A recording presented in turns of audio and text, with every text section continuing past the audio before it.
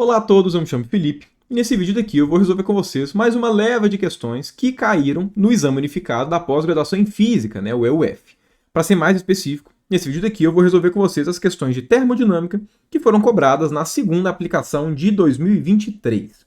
Um comentário importante, uma informação, no caso, importante que eu gostaria de falar antes da gente começar as questões de fato, é que se você precisar de qualquer tipo de informação do Exame Unificado, provas antigas, resoluções das provas anteriores, enfim, quiser saber um pouquinho melhor o que é o Exame Unificado, como é que são as questões que caem, enfim, a distribuição dos assuntos, te convido a acessar o site do canal, o ifisca.com.br/euf. Nesse site daqui você inclusive encontra mais informações do que o próprio site do Exame Unificado, o site oficial do Exame Unificado. As informações lá, em muitos aspectos, são bem precárias, eles não respondem direito, enfim, falta um bocado de boa vontade para algumas coisas. Enfim, eu tentei nesse site daqui meu, colocar a maior quantidade de informações pertinentes a quem está estudando para o Exame Unificado. Então, enfim, se você tiver interesse de dar uma olhada em alguma coisa, enfim, procurar mais informações, dá uma olhada lá que você vai se preparar muito bem para a prova. Mas então, vamos lá, vamos começar de fato as questões, começando aqui pela primeira questão.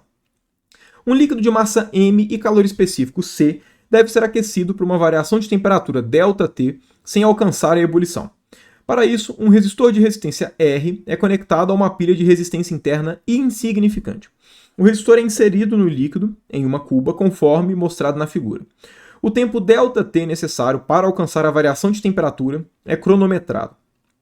Se todo o calor gerado pelo resistor é transferido para o líquido, qual é a força eletromotriz da pilha? Pois bem, se todo o calor vem do resistor, significa que o calor que o resistor libera para poder aquecer esse líquido aqui está relacionado com a sua potência, que é, no caso, a potência é força eletromotriz ao quadrado, dividido por R, pelo fato de que, enfim, esse resistor é o único componente ligado a essa fonte de força eletromotriz. Então a força eletromotriz que fica aqui no resistor é exatamente aquela que foi fornecida pela bateria, e claro, aqui falta um ΔT, porque esse cara daqui fala potência. Enfim, dado uma potência em um tempo que ela ficou funcionando, aqui a gente tem a energia que foi liberada pelo resistor, que no caso é em forma de calor para poder aquecer esse líquido. E esse cara vai ser igual ao quê? Vai ser igual a massa vezes calor específico vezes a variação de temperatura, que é, enfim, a forma que a gente tem de quantificar exatamente o calor a partir de considerações termodinâmicas. Bom, ajeitando aqui os lados da igualdade, a gente tem aqui que o Epsilon vai ser igual a RmC delta T maiúsculo, delta temperatura, dividido pelo tempo que ficou funcionando, tudo isso dentro da raiz. E essa é a resposta da nossa primeira questão. Se a gente dá uma olhada aqui nas alternativas, olha só, a resposta é a letra A. E, portanto, mais uma questão resolvida. Vamos então para a nossa segunda questão. Uma casa está a uma temperatura absoluta de equilíbrio T, sendo aquecida por meio de uma bomba de calor que retira calor de um rio que se encontra a uma temperatura absoluta T0, consumindo uma potência constante lambda. O coeficiente de desempenho eta de uma bomba de calor é a razão entre o calor que a bomba fornece e o trabalho realizado para operá-la, ambos ao longo de um ciclo da operação. Então, só escrevendo aqui, o eta vai ser igual a Q dividido por W. A casa perde calor para o ambiente externo a uma taxa dada por esse cara daqui, onde alfa é uma constante. A temperatura de equilíbrio T da casa é, pois bem, a temperatura de equilíbrio T vai ser aquela em que o calor que entra é igual ao calor que sai. O calor que sai a uma taxa alfa T menos T0, o que significa que ao longo de um ciclo dessa bomba, a quantidade de calor que saiu da casa para o ambiente externo vai ser o quê? Vai ser alfa T menos T0 vezes o tempo que demorou esse um ciclo. Okay? Agora, nesse tempo que demorou um ciclo, a gente sabe falar quanto de calor que a bomba forneceu para o ambiente. Okay? Por quê? Porque olha só, o calor é igual a eta vezes o trabalho. Bom, levando em conta que passou um ciclo e, enfim, o trabalho é realizado a uma taxa constante, então a gente pode escrever esse trabalho como sendo a taxa vezes o tempo. Então, essa daqui, depois de um ciclo, é o calor que a bomba coloca para dentro do ambiente, e essa quantidade daqui é o calor que sai, enfim, por dissipação mesmo. Qual que vai ser o equilíbrio? O equilíbrio é quando a quantidade que entra é igual à quantidade que sai. Ou seja, eta lambda delta T vai ser igual a alfa T menos T0 delta T. Vamos lá, ó, delta T vai cortar com delta T, passa o alfa dividindo, passa o T subtraindo, a temperatura vai ser o quê? Vai ser T0 menos eta lambda dividido por alfa, que é aqui, né, a resposta da nossa questão. Se a gente der uma olhada nas alternativas, olha só, letra A, T0 mais mais eta lambda dividido por alfa, que é exatamente o que a gente chegou. E, portanto, mais uma questão resolvida. Vamos então para a nossa terceira questão.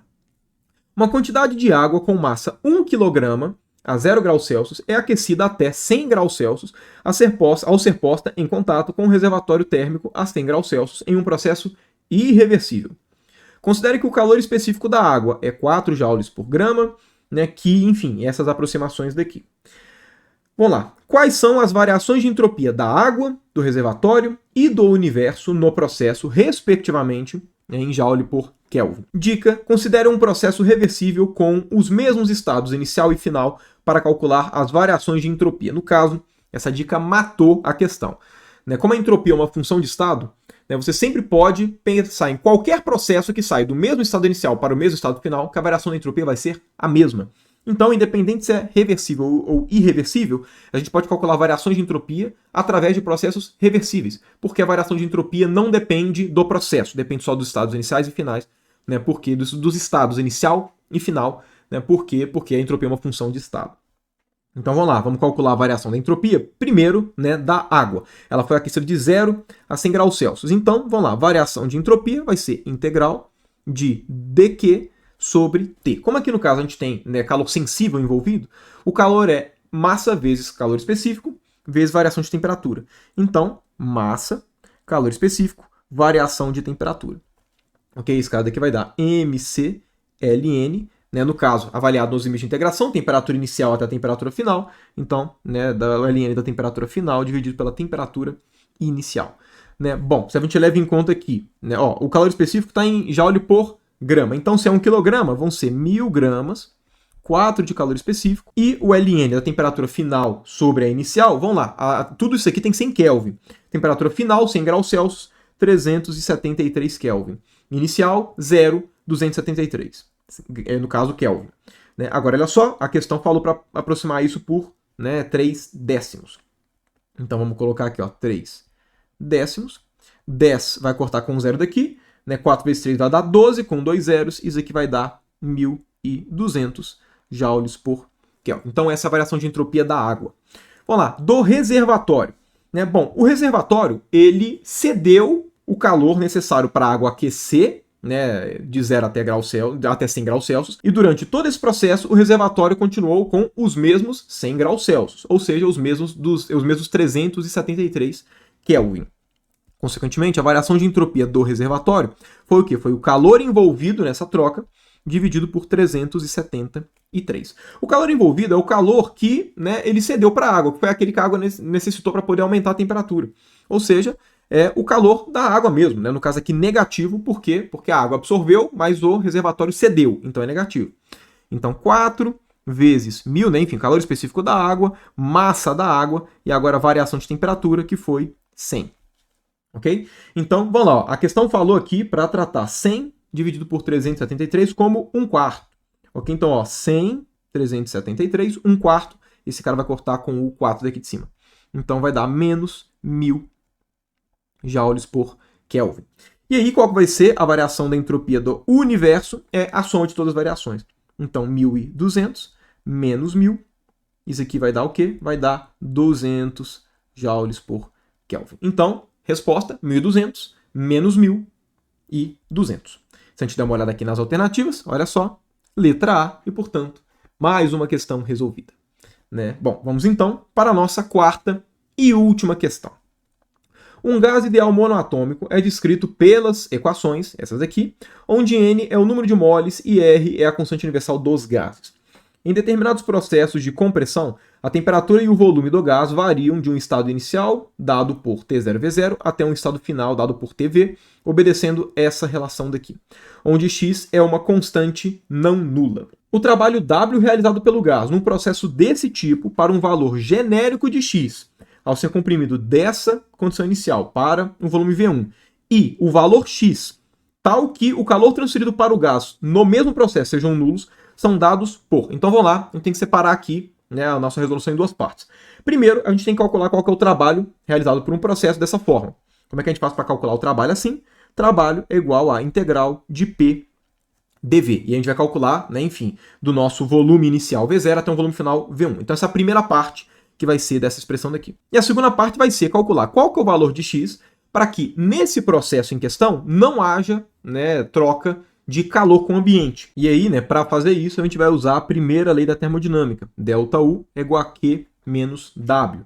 Né? Se não é para ter troca de calor, então, ou seja, o trabalho ele é dado por menos ΔU. E aí a gente vai, né, comparar as expressões do trabalho dessas duas formas, né, por essas duas expressões, e ver qual que tem que ser o valor de x para que elas sejam iguais. E aí, no caso, a gente vai determinar a segunda parte do problema. Então, bom, vamos começar aqui com a primeira parte, que é da integração.